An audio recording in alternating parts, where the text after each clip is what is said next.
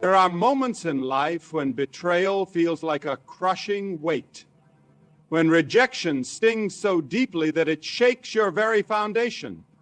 You cry out to God, asking why He would let this happen, why He allowed them to wound you. But what if I told you that God didn't allow it to break you, but to build you? What if the very thing you thought would destroy you was actually shaping you into who you were meant to be? Some of you are in a painful season right now, questioning why God placed certain people in your life only to have them turn around and hurt you. But listen closely. God is not punishing you. He is positioning you. Every tear, every heartbreak, and every betrayal was not beyond His knowledge. He saw it all, and He allowed it, not because He enjoys seeing you suffer, but because He is using it for a greater purpose. God's ways are far above ours. We see the hurt. He sees the healing. We feel the pain. He sees the preparation. We want to escape the suffering, but He knows it's molding us into something stronger. The enemy thought he was taking you out, but all he did was push you closer to your purpose. So, don't give up. Don't let the pain turn into bitterness. Instead, let it push you deeper into God's presence. Because one day you will look back and say, it had to happen. If they hadn't hurt you, you wouldn't be who you are today. You never saw it coming. You trusted them. You loved them. You believed they were for you. Then one day they turned their back on you. They abandoned you when you needed them most. They spoke words that cut deep, did things that left lasting scars on your heart. And you sat there broken, wondering why a loving God would let you endure this. But listen, God saw it long before you did. He knew they would betray you. He knew they would reject you, yet He allowed it, not because He wanted you to suffer, but because He had a purpose far greater than the pain. Sometimes God has to let people break your heart so He can step in and heal it Himself. Sometimes He has to let people abandon you so you can realize that He will never leave you nor forsake you. Look at Jesus. One of His own disciples, someone He walked with, ate with, and loved, sold Him out for 30 pieces of silver. Peter, one of His closest friends, denied even knowing Him. When He carried the cross, bruised and beaten, the very ones He came to save mocked Him. Yet every rejection, every betrayal, every moment of suffering was leading Him toward fulfilling His divine destiny. If Jesus had to be betrayed to fulfill His purpose, why do we think we will escape the same process? The rejection you are facing right now is not a mistake. It is intentional. The people who hurt you played a necessary role in your story. If they hadn't turned their backs on you, you might have stayed comfortable. If they hadn't walked away, you wouldn't have drawn closer to God. If they hadn't rejected you, you wouldn't have realized that your worth isn't found in people, it's found in Him. Stop looking at who left. Stop crying over those who betrayed you. Stop questioning why they didn't love you the way you loved them. Instead, lift your head and thank God. Because if they were meant to stay, they would have stayed. If they were part of your destiny, they wouldn't have been removed. Their season in your life is over. Don't let their betrayal define you. Let it refine you. Don't let their rejection make you bitter. Let it make you better. One day, you will see the bigger picture. One day you will understand why God allowed them to hurt you. And on that day, you won't be crying over what you lost. You'll be rejoicing over what God prepared for you. Some of you are still holding on to the pain, still replaying the betrayal, still questioning why they did what they did. But have you ever considered that if they hadn't hurt you, you would still be stuck in a place you were never meant to stay. That if they hadn't walked away, you wouldn't have moved forward. God had to let them hurt you because without the pain, you wouldn't have stepped into your purpose. Think about Moses.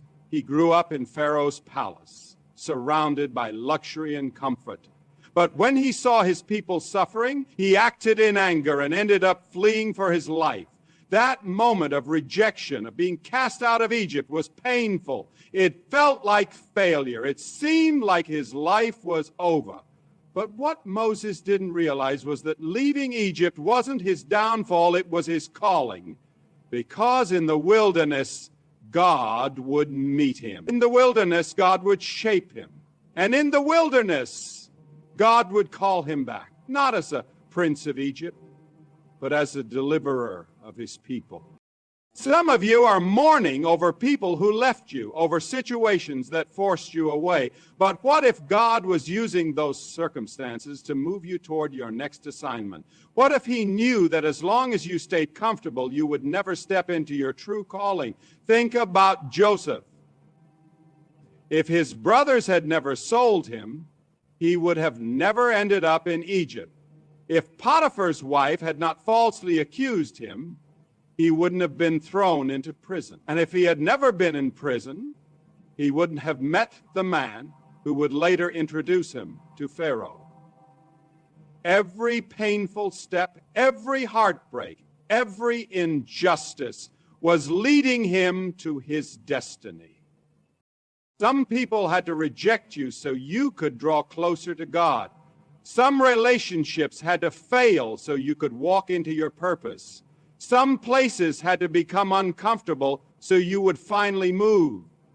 Stop trying to go back to what God has already delivered you from.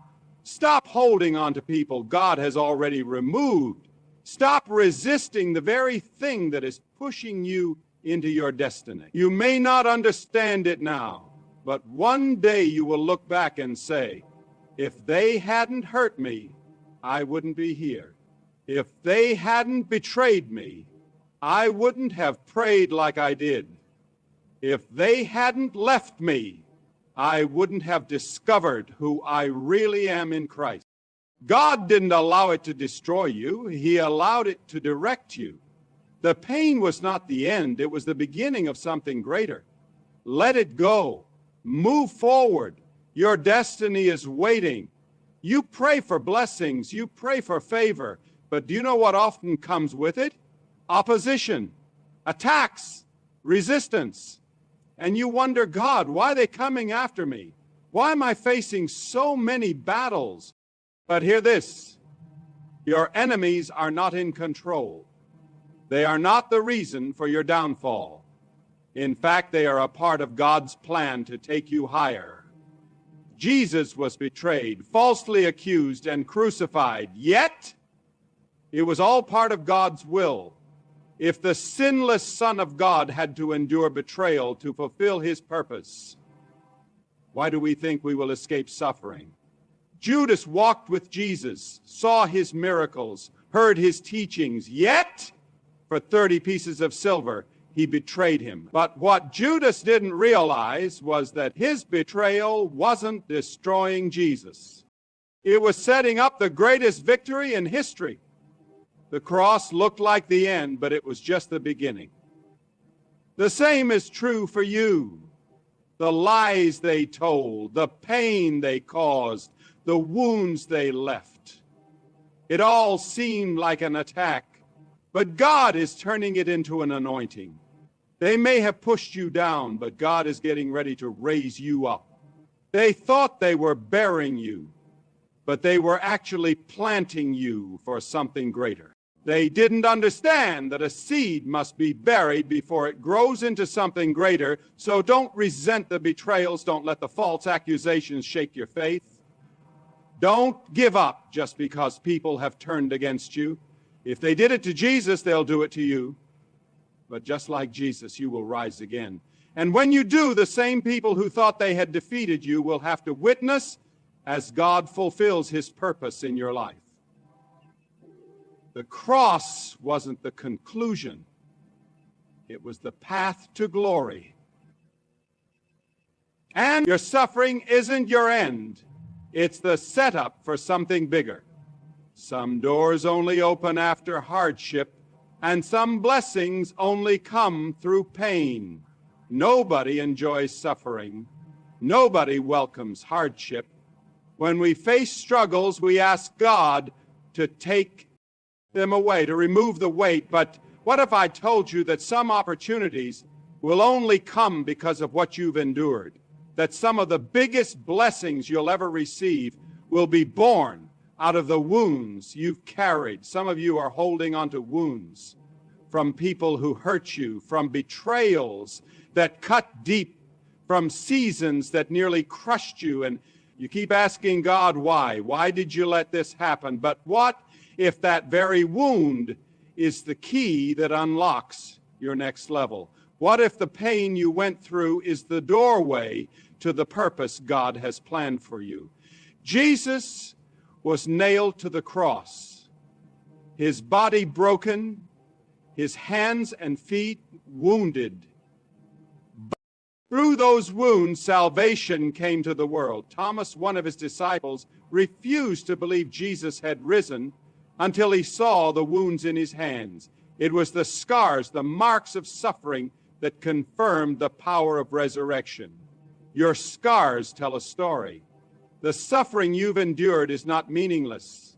There are doors God is about to open in your life, but they require you to go through the fire first. Just like gold is purified in the flames, just like a diamond is shaped under pressure, your pain is producing something far greater than you can see right now. You may not understand it today, but one day you will look back and realize that the suffering wasn't meant to break you. It was meant to prepare you. The very thing that wounded you is what God will use to bless you. The very thing that tried to destroy you is what he will use to build you. Don't despise your struggles. Don't curse your wounds, because through them God is about to open doors that no man can close. Too many believe that when they experience suffering, it must be because God is displeased with them, that they made a mistake, that they are being punished. But let me tell you today, your pain is not God's punishment. It is his preparation. What you are facing is not meant to ruin you. It is meant to prepare you for something greater. Look at Job. He was a righteous man, yet he lost everything.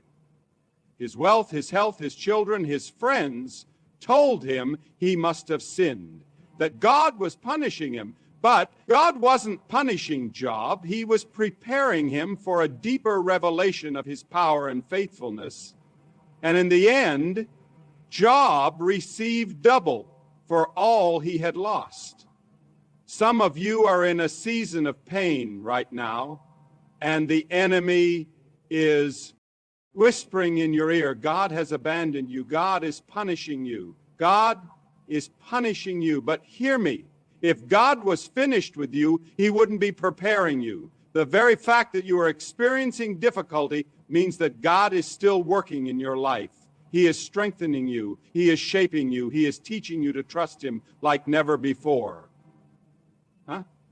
Jesus himself went through suffering, not because he was being punished, but because he was being prepared before he stepped into his public ministry.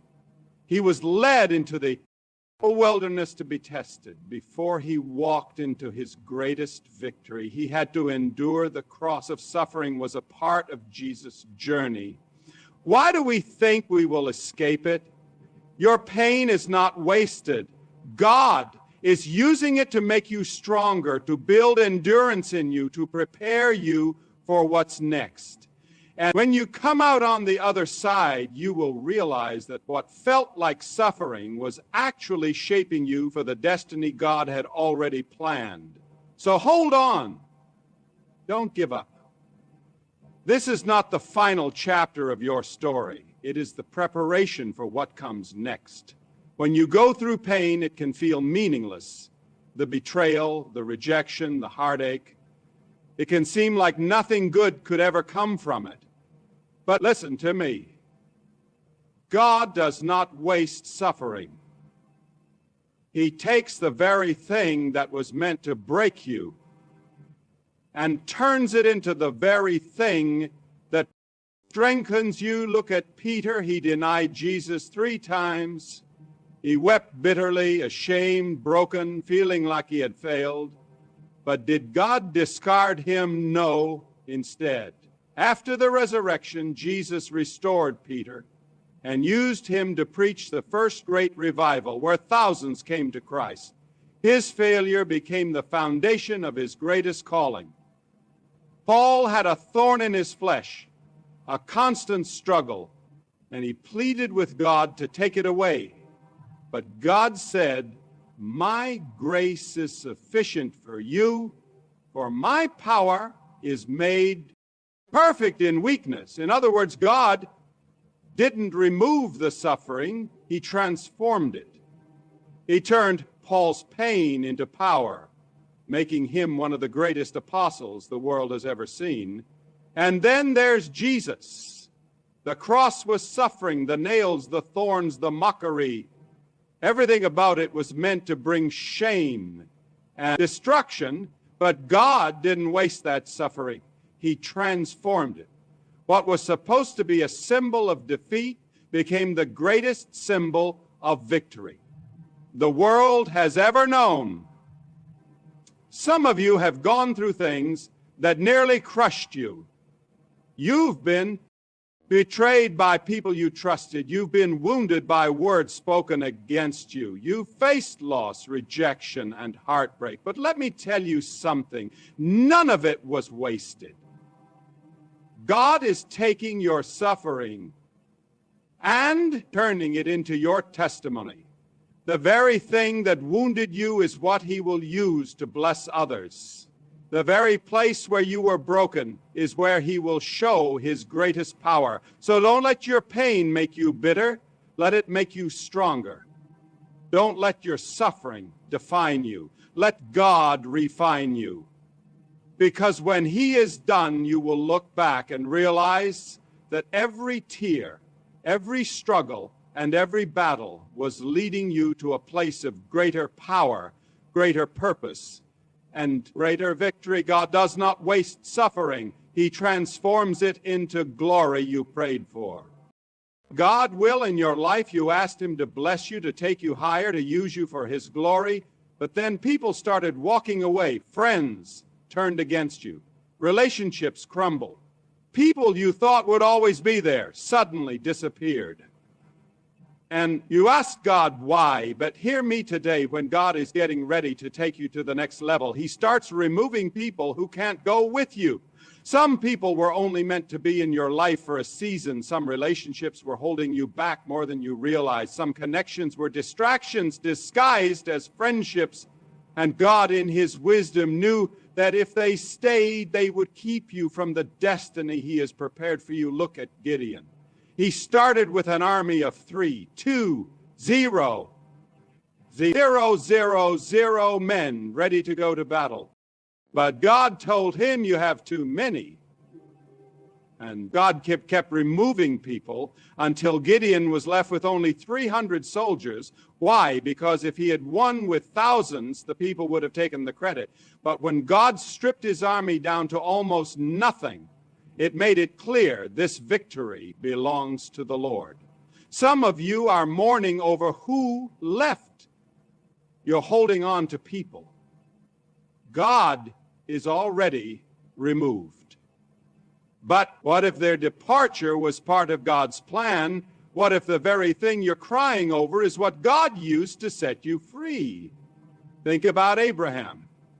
God told him to go to a land he would show him, but Abraham made a mistake. He brought Lot with him. And as long as Lot was around, there was trouble, there was strife, there was confusion. But the moment Lot left, God spoke. The moment Lot was gone, the promise became clearer. Some of you haven't heard from God because you're still holding on to your Lot. Let them go. Trust God's plan, because when he removes something, it's to make room for something greater. I've made the changes you requested. Let me know if you need any further refinements. That hidden place where he learned to trust God. His private struggles set the stage for a public triumph. Think about Jesus. Before he started his ministry, the Spirit led him into the wilderness for 40 days of solitude, testing, and preparation. When he came out of that period, he walked in power. Some of you might be in a season of isolation right now, and the enemy wants you to believe that you've been forgotten, that no one notices you, that your life has no direction. But listen, God sees you, and this season is not in vain. It is essential. He is eliminating distractions, pulling you away from the noise so that he can equip you for what lies ahead. You see, when God calls you higher, he often separates you first. He brings you into a phase where it's just you and him, because before he can use you publicly, he must build you privately. Before he places you in your destiny, he must strengthen your character. Before he opens doors, he has to ensure that you are ready to step through them. Don't look down on the quiet season. Don't try to rush the journey.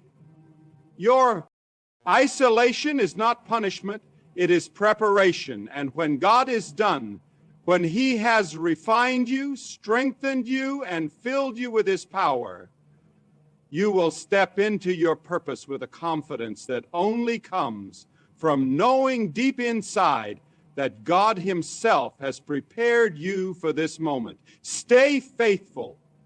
Stay expectant, because when this season ends, you won't even recognize the person you have become. You will be stronger, wiser, and prepared for the next level God has in store for you. Sometimes the very individuals who try to bring you down are the ones God will use to lift you up. You don't have to struggle for your position, prove yourself, or seek revenge. God knows how to set a table for you in the presence of your enemies. He knows how to take what was intended for harm and transform it into a testimony that even your enemies will have to witness. Look at Joseph. His own brothers despised him, threw him into a pit, and sold him into slavery. They thought they had gotten rid of him, but in reality, they were setting him up for the palace. Years later, when famine struck, those same brothers who had betrayed him had to come and bow before him, not knowing that the one they had cast aside was now the very one who held the key to their survival. Look at Daniel. His adversary set a trap to have him thrown into the lion's den. They thought they had silenced him, but God shut the mouths of the lions. The next morning, Daniel was lifted out unharmed, while his enemies were thrown into the same trap they had designed for him. And think about Jesus. The religious leaders plotted against him. Judas turned his back on him. The crowd shouted for his crucifixion. They believed they had defeated him. They assumed the cross was his downfall. But 3 days later, he rose in power, proving that what they meant for his destruction was actually the completion of God's greatest plan. Now, the name of Jesus is lifted above every name. His enemies may have placed him in the grave, but his resurrection declared his victory. Some of you are surrounded by people who are trying to drag you down. They are spreading lies about you, conspiring against you, waiting to see you fail. But hear this, they do not have the final word. The same people who wrote you off will have to witness as God raises you up. The same people who tried to bury you will have to see your breakthrough. David said, "You prepare a table before me in the presence of my enemies." Psalm 23:05. That means your enemies are not a sign that you are losing. They are a sign that God is about to bless you. Because the only way they can see your table is if God allows them to stay and observe. So don't waste your energy fighting battles that belong to the Lord. Don't try to prove yourself to people who are committed to misunderstanding you. Let them talk. Let them scheme. Let them think they have won. Because soon God is going to raise you up. And when He does, even your enemies will have no choice but to acknowledge His favor on your life. Stay faithful. Stay focused. Your promotion is coming. There are some wounds that cut so deeply you wonder if you will ever heal. Some betrayals shatter you so completely you feel like you will never recover. You have wept in the stillness of the night, asking God why He allowed you to go through so much. But hear this today. Your deepest pain is about to become your greatest testimony. The very thing that tried to break you is what God will use to bring restoration. Look at Paul. Before he became a great apostle, he was Saul, a persecutor of Christians, a man consumed by hatred and violence. But on the road to Damascus, God knocked him down, blinded him, and completely transformed his life. The same man who once caused suffering became the very one proclaiming salvation. His past could have disqualified him, but instead, God used it to display His glory. Look at Hannah. She was childless, mocked, and scorned. She cried out to God in deep sorrow, pouring out her soul. In that place of despair, God heard her and gave her Samuel, a prophet who would anoint kings. Her suffering was not for nothing. It was woven into God's greater plan. And think about Jesus, the nails in His hands, the wounds in His side, the agony of the cross. It was suffering beyond comprehension. But out of that pain came the greatest triumph the world has ever known. His scars became the proof of His resurrection. His wounds became the testimony of redemption. Some of you have endured things you never imagined you would survive. You have carried burdens that no one else knows about. But hear this, God sees you and He will not let your pain be wasted. The thing that hurt you the most is what He will use to bless others. The storm that nearly broke you is what will give you the strength to stand and declare, I am still here by the grace of God. Your testimony is being formed even in your pain. What you thought was breaking you was actually building you. The suffering was not in vain. It was for the glory that is coming.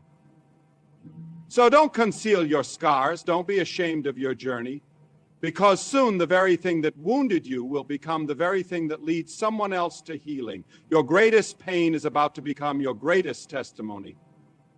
And when you stand and share your story, people won't see the wounds anymore. They will see the presence of God all over your life. My friend, everything you have faced, every wound, every betrayal, every tear, has not been wasted. You may not understand it now, but God has been working behind the scenes, using every hardship to shape you, refine you, and get you ready for something far greater than you can imagine. The people who hurt you, they were part of the process.